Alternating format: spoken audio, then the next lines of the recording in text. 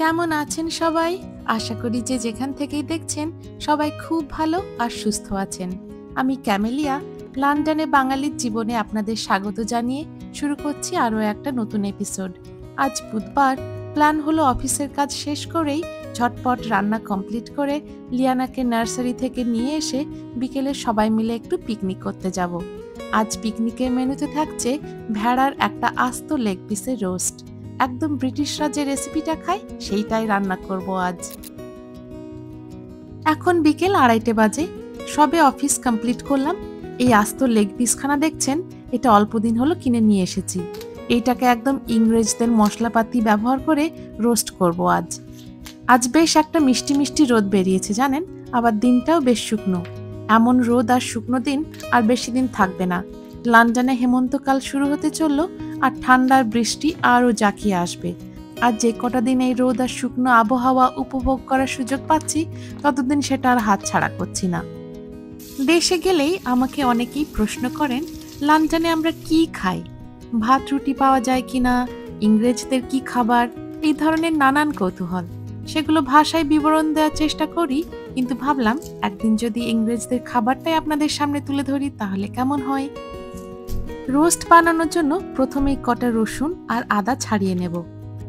British যে traditional রেসিপিগুলো হয় তাতে মশলাপাতির ব্যবহার খুব কম। এর একটা ভালো আবার খারাপ দিকও আছে। ভালো দিকটা যেমন হলো মশলাপাতি কম খাওয়া যেমন শরীরের পক্ষে খুব ভালো, তেমনি খারাপ দিকটা হলো মশলাপাতি ছাড়া খাবারের ঠিক সেই টেস্টটা যেন আমি পাই না। আদা রসুনের খোসাটা ছাড়ানো হলো, এবার এই জায়গাটা একটু আমি পরিষ্কার করে নিই। এবার এই আদা রসুনটা একসঙ্গে হামানদিস্তায় একটু ছেঁচে নেব। এই হামানদিস্তাটা আমি আমাদের বহরমপুর থেকে নিয়ে এসেছি জানেন। এখানেও বিভিন্ন রকম হামানদিস্তা পাওয়া যায়, তবে আমার এই ছোট্ট হামানদিস্তাটা বহরমপুরে দেখে এত পছন্দ হলো যে না এনে আর থাকতে পারলাম না। আর সত্যি কথা বলতে কি, দেশের যে কোনো জিনিসের উপরেই একটা আলাদা ভালোবাসা থেকেই যায়। দেশের আনা যে কোনো জিনিস নিজের কাছে থাকলে নিজেরও খুব ভালো লাগে। এই যে এবার একটা বড় সড়ো চারকোনা বেকিং ট্রে নিয়ে তাতে একটা ফয়েল দিয়ে দিচ্ছি। ফয়েলটা না দিলেও হয়, তবে ফয়েলটা দিলে পরে ওই ট্রেটা পরিষ্কার করতে আমার খুব সুবিধা হবে, এই কারণেই ফয়েলটা নিচের দিকে দেওয়া। এইবার এই লেগ পিসটাকে এই ট্রেটার উপরেই মশলাপাতি দিয়ে মাখাবো। মশলাপাতি আর কি, সামান্য কটা হার্বস দিলেই হয়ে যাবে। প্রথমে দিচ্ছি ছেঁচে রাখা ওই আদা রসুনটাকে, আর এরপরে দেব একটা একটা করে সব হার্বসগুলো। তো প্রথমেই যাচ্ছে যে হার্বসটা, তার নাম থাইম। এই থাইমটা খেতে অনেকটা আমাদের দেশের আজওয়ানের মতো, একটু ঝাঁঝালো। আন্দাজ মতো 1 চা চামচ মতো দেব। এরপরে যে হার্বসটা যাচ্ছে তার নাম চাইভস। এটা অনেকটা খেতে আমাদের দেশের পেঁয়াজের পাতার মতো। গাছগুলো দেখতেও অনেকটা পেঁয়াজের মতোই হয় জানেন তো, তবে একটু ছোট হয় আর একটু সরু হয়। এটা মোটামুটি 1 চা চামচ মতো দিলাম। এরপরে যে হার্বসটা যাচ্ছে তার নাম রোজমেরি। এই রোজমেরি গাছটাকে দেখতে আমাদের দেশের যে পটুলাকা গাছগুলো হয় না, ঠিক সেই রকম সরু সরু ছোট ছোট পাতা, আর টেস্টটা হয় ঠিক তেজপাতার মতো। আর সবশেষে যাচ্ছে ডিল। এই ডিলটা একটা ক্রিমি ফ্লেভার নিয়ে আসে, খুব হালকা একটা অ্যারোমা। আর এই সব হার্বসগুলো দিলেই রেসিপিটা একটা সুন্দর ফ্লেভার চলে আসবে। এবার হালকা করে একটু তেল দেব। খুব বেশি তেল দেবার দরকার নাই, কারণ এই যে লেগ পিসটা দেখছেন তাতে অনেকটাই ফ্যাট আছে, আর আমি এক্সট্রা কোনো ফ্যাট অ্যাড করতে চাইছি না। এবার একটু হালকা করে দেব গোলমরিচ। খুব বেশি দেব না, তখন আবার লিয়ানা একটু খেতে পারবে না ঝালের জন্য, তো হালকা করে একটু দিয়ে ছেড়ে দিচ্ছি। এবার দেব স্বাদ মতো একটু লবণ। আমরা লবণটা খুব কম খাই, তাই কমই রেখেছি।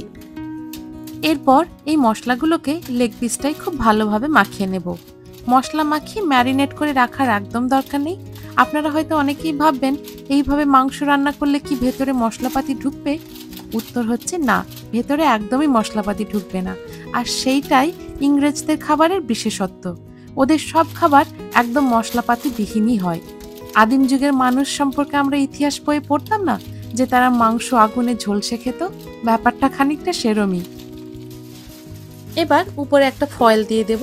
এতে কি হবে, মাংসের ভেতরে হিট আর স্টিমটা খুব ভালোভাবে থাকবে, আর মাংসটা একদম ভেতর থেকে সেদ্ধ হয়ে যাবে। ফয়েলটা খুব ভালোভাবে সিল করে দেব, যেন স্টিমটা বের না হয়ে যায়। বের হয়ে গেলে অসুবিধা নেই, জাস্ট সেদ্ধটা হতে একটু বেশি সময় লাগবে, এই আর কি। এবার এই বেকিং ট্রেটা ওভেনের ভেতরে 180°C 2 ঘন্টা রোস্ট করব। ব্যাস, আর কিচ্ছু করবার দরকার নেই। ব্যস্ত মানুষদের জন্য একদম ঝঞ্ঝাট মুক্ত একটা রেসিপি। দাঁড়িয়ে দাঁড়িয়ে মাংস নেড়েচেড়ে রান্না করবার একদমই দরকার নেই।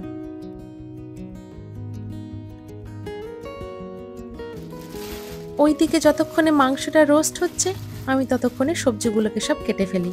সবজিগুলোও সব রোস্টই করব, ওই ধরুন একই রকম নিনজা টেকনিক, হালকা করে তেল আর লবণ দিয়ে রোস্ট। ওভেনটা তো ওইদিকে চলছেই, আরও একটা ট্রেতে সবজিগুলো ওভেনে দিয়ে দেব, তাহলে আলাদাভাবে আর ইলেকট্রিসিটি পোড়ানোর দরকার পড়বে না। চলুন আর দেরি না করে এবার আলুগুলোকে ঝটপট কেটে ফেলি। ছোট আলুকে 2 ভাগ আর বড় আলুগুলোকে 4 ভাগ করলেই হবে। এই আলুটা কেটে আবার দেখছি এর মধ্যে একটা পোকা হয়েছে, তো এই পোকাটাকে কেটে বাদ দিয়ে দিচ্ছি। ছোট্ট একটা পোকার জন্য পুরো আলুটাকে তো আর বাদ দেওয়া যায় না। চলুন এবার সবজিগুলোকে একটু ঝটপট ধুয়ে নিই। এর আগের একটা এপিসোডে আপনাদের বলেছিলাম আমার হাজবেন্ডকে আমি অনেকটাই বাঙালি কালচার যেমন শিখিয়েছি, বিনিময়ে খাবারের অভ্যেসটাই আমি এখানকার কালচারের কাছে হার মেনে নিয়েছি। আজ 10 বছর লন্ডনে আছি, আমিও এই মশলাপাতিবিহীন ঝলসানো খাবারেই অভ্যস্ত। তবে সত্যি বলতে কি, আমার ব্রিটিশ খাবার কোনোদিনই খারাপ লাগে না। আমি বেশ তৃপ্তি করেই এইসব খাই। তবে একটা কথা না উল্লেখ করলেই নয়, ব্রিটিশদের মিষ্টি খাবার কিন্তু দুর্দান্ত হয়। কেক বলুন বা পেস্ট্রি বলুন, এত তার স্বাদ, সেই স্বাদ আমি পৃথিবীর অন্য কোনো কেক বা পেস্ট্রিতে পাই না। বিনসগুলোকে কাটার দরকার নেই, এইভাবে লম্বা লম্বাভাবেই রোস্ট করে নেব। তো চলুন এগুলোকে তাড়াতাড়ি ধুয়ে নিই। ও আমার জাস্ট মনে পড়লো, বাগানে বেশ কিছু টমেটো পেকে আছে। চলুন এগুলোকে ট্রেতে দিয়ে টমেটোগুলোকে ঝটপট নিয়ে আসি। এই ভেজিটেবলগুলো রোস্টের জন্য আমি জাস্ট একটু তেল দেব আর সামান্য একটু লবণ দেব, লবণ দিয়ে মাখিয়ে নেব, আর তাতেই হয়ে যাবে সুন্দর একটা রোস্ট। এই দেখুন, গত সপ্তাহে যখন বাকি সবজিগুলো তুলেছিলাম এই টমেটোগুলো তখন তেমন পেকেছিল না। আজকে দেখছি বেশ কটা পেকেছে। 5-6টা মতো তুলে নিলেই হয়ে যাবে। বাকি সবজিগুলোর সঙ্গে রোস্টে দিয়ে দেব। দেখুন কি দারুণ হয়েছে, কালো কালো টমেটো। এই টমেটোগুলো আমি খেয়েছিলাম ইন্ডিয়াতে যাওয়ার আগে, তখন খুব একটা ভালো লাগেনি খেতে, তখন খুব একটা পেকেও ছিল না। এখন মনে হচ্ছে বেশ ভালো পেকেছে। কি সুন্দর সাইজ হয়েছে দেখুন। এখানে আরো বেশ দুটো আছে, এই দুটোই নেব। নিজের হাতে সবজি লাগিয়ে সেই সবজি নিজের হাতে রান্না করে খাওয়ার মজাই আলাদা। আজকে এই টমেটোগুলোর কেমন রোস্ট হয় তাই দেখার জন্য আমি ভীষণ উদগ্রীব। চলুন তাহলে এগুলো কেটে নিই। দেখুন ভিতরটা কি সুন্দর গোলাপি। আমি কিন্তু ভেতরটা গোলাপি এক্সপেক্ট করিনি, ভেবেছিলাম ভেতরটা কালোই হবে, কিন্তু না, দেখছি বেশ সুন্দর সুন্দর গোলাপি, খানিকটা ওই গোলাপি পেয়ারাগুলোর মতো দেখতে, তাই না? এই ট্রেটা এবার সম্পূর্ণ রেডি। এবার আমি ওভেনের ভেতরে দিয়ে দেব। তবে এই সবজিগুলো কিন্তু ওই মাংসটার আগেই রোস্ট হয়ে যাবে, মাত্র 40 মিনিটে হয়ে যাবে।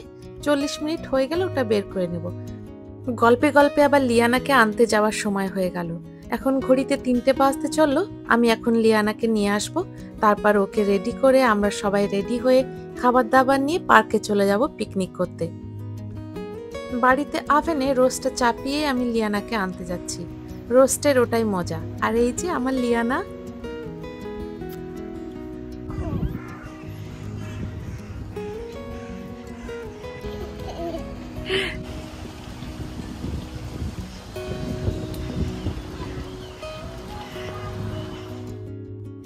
এখন বিকেল 5টা বাজে।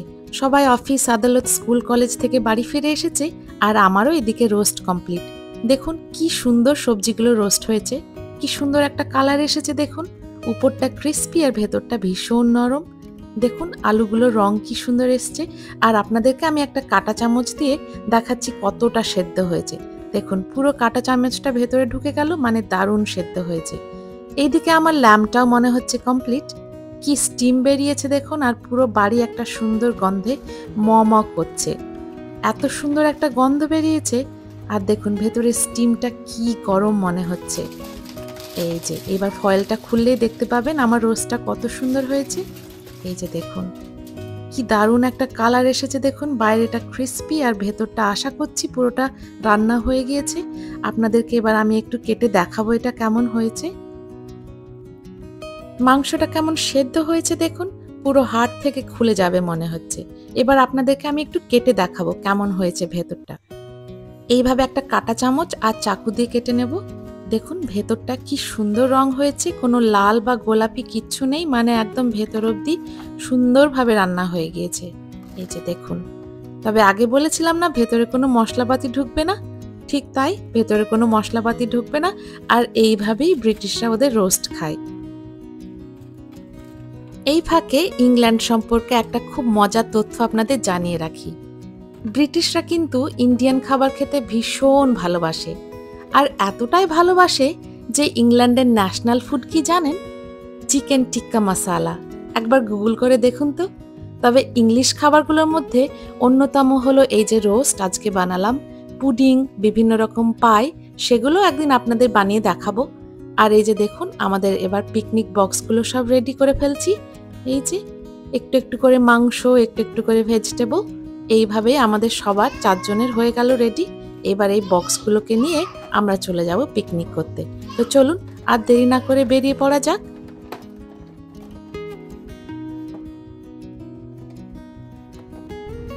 এখন প্রায় বিকেল 5:30 বাজতে চললো, আর আমরা বেরিয়ে পড়লাম পিকনিক করতে। পিকনিক করতে যাচ্ছি আমাদের বাড়ির খুব কাছের একটা জায়গায়। জায়গাটার নাম আলেকজান্ডার পার্ক প্যালেস। আমাদের বাড়ি থেকে মাত্র 15 মিনিটের হাঁটা রাস্তা, কিন্তু জায়গাটা একটু পাহাড়ের উপরের দিকে। ঠিক পাহাড় নয়, জাস্ট একটু সমতল থেকে উপরে। তো ভাবলাম ব্যাগপত্র নিয়ে আজকে আর হাঁটতে পারছি না, তাহলে গাড়ি করেই যাই, ওই একটু অলসতা আর কি। এই জায়গাটা হলো আদতে একটা পরিত্যক্ত প্যালেস। লোকে এই জায়গাটার নাম দিয়েছে অ্যালি প্যালি। আমাদের খুব পছন্দের একটা জায়গা, কারণ এর আশেপাশে যে পার্কগুলো আছে সত্যিই মন মুগ্ধকর। একটু তাকিয়ে দেখুন, এখান থেকে পুরো লন্ডন দেখতে পাওয়া যায়। ওই যে আগে বললাম না যে সমতল থেকে একটু উপরে, ওই একটু উপরে হওয়ার কারণে এখান থেকে দাঁড়ালে লন্ডনের সমস্ত স্কাইলাইন আর সমস্ত যে বিখ্যাত বিল্ডিংগুলো সব এখান থেকে দাঁড়িয়ে দেখতে পাওয়া যায়। ওই যে দূরে দেখুন। এই জায়গাটার বেশ কিছু পৃথিবী বিখ্যাত বিশেষত্ব আছে। প্রথমেই বলে রাখি, এটা একটা পরিত্যক্ত প্যালেস। এই প্যালেসটার কিছুটা অংশ বিবিসি 1936 সালে তাদের প্রথম টেলিভিশন ব্রডকাস্টিং এর জন্য ব্যবহার শুরু করে, যেটা শুধু ইংল্যান্ড নয়, পৃথিবীর সর্বপ্রথম টেলিভিশন ব্রডকাস্টিং। ওই যে উপরের দিকে একটা টাওয়ার দেখলেন, ওই টাওয়ারটাই পৃথিবীর সর্বপ্রথম ব্রডকাস্টিং টাওয়ার। চলুন এবার একটু পার্কটায় যাই। সুন্দর একটা স্পট দেখে ঘাসের উপরে বসবো, আর সামনের খোলা আকাশের নিচে লন্ডনের মনমুগ্ধকর দৃশ্য উপভোগ করতে করতে আজকে আমরা ডিনার করব। ইংল্যান্ডের এই হেমন্তকালটা আমার ভীষণ ভালো লাগে। এই যে মিষ্টি রোদ গায়ে মেখে লন্ডনের লাল আর হলুদ হয়ে যাওয়া পাতাঝরা গাছগুলো দেখতে এত সুন্দর লাগে, একটা মন্ত্রমুগ্ধকর পরিবেশ সৃষ্টি করে। আমরা একটা বড়সড় আখরোট গাছের নিচে বসে আজকে ডিনার করব। আর এই যে দেখুন প্রচুর আখরোট পড়ে আছে। এই সময়টা আখরোটগুলো পেকে এইভাবে মাটিতে পড়ে থাকে, আর সবাই মিলে কুড়িয়ে নিয়ে যায়। বাড়িতে গিয়ে সেগুলোকে আবার রোস্ট করে খেলে খুব ভালো লাগে। আমাদের দেশে যেমন কলা গাছ, পেঁপে গাছ যেখানে সেখানে জন্মায় আর যেখানে সেখানে প্রচুর ফল ধরে, ঠিক সেই রকমই এই দেশেও যেখানে সেখানে আখরোট, আপেল, বিভিন্ন রকম ফল এইভাবে রাস্তার আশেপাশে বা পার্কের মধ্যে এইভাবে দাঁড়িয়ে থাকে। মানুষজন আসে, তাদের নেয়, বাড়ি নিয়ে যায়, খাওয়া দাওয়া করে। খুব ভালো একটা ব্যাপার, তাই না?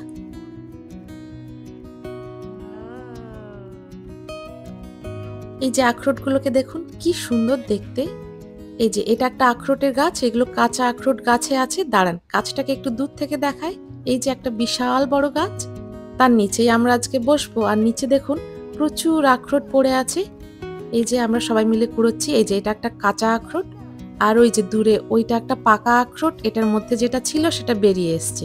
এই যে তারপর এই বীজটা, এই বীজটার মধ্যে আবার একটা সাদা অংশ থাকে, সেটাকে খেতে হয়। এই শক্ত খোসাটা কিন্তু খাওয়া যায় না, ওটাকে রোস্ট করে ভেঙে ওই ভেতর থেকে বীজটা বের করতে হয়। ওটা একটা বাদামের মতো হয়। চলুন আর কথা না বাড়ি এবার একটু ডিনার করে নি, খুব খিদে পেয়েছে। যে লিয়ানা কি মজা করে খাচ্ছে দেখুন।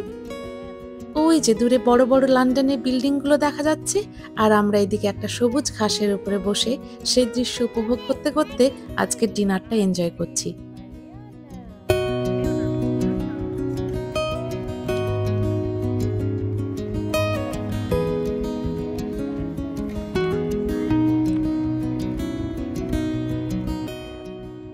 লিয়ানা কিন্তু আজকে রোস্টটা খুব এনজয় করছে, দেখুন কি সুন্দর খাচ্ছে। আর ওই যে দূরে যে বিল্ডিংগুলো দেখা যাচ্ছে, লন্ডনের যেগুলো মেন বিল্ডিং, সেইগুলো আমরা যেখান থেকে বসে আছি সেখান থেকে মোটামুটি 40 মিনিটের রাস্তা। আর লিয়ানার দেখুন আখরোট কুড়োনো আজকে আর ফুরোচ্ছেই না, কতগুলো জমা করেছে দেখুন এখানে।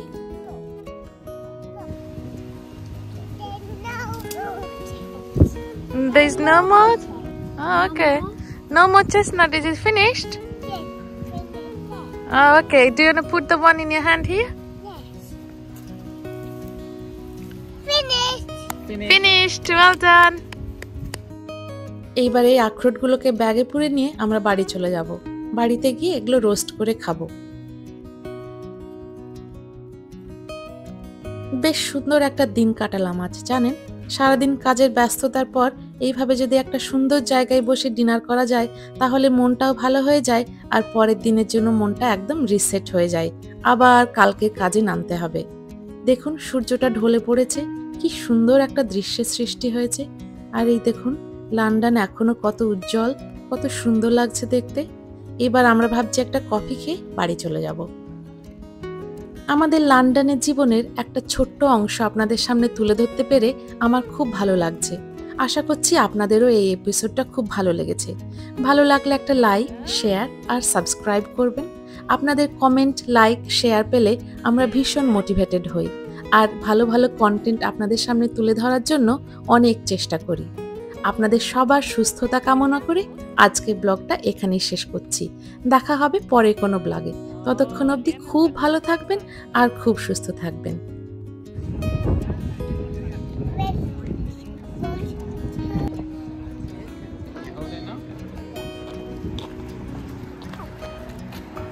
Well done.